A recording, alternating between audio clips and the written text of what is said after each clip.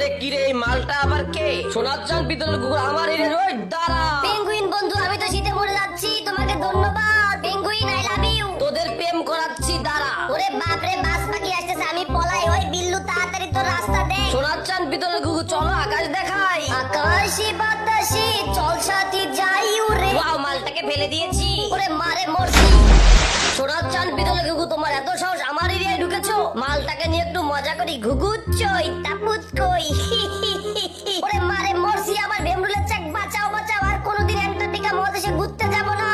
অবশেষে Saint Martin দ্বীপে এসেছি। দূর সাই বাংলাদেশি ভালো, অ্যান্টার্কটিকায় যাব না। এই বল লাগাদা নে একটু পেট্রোল খা।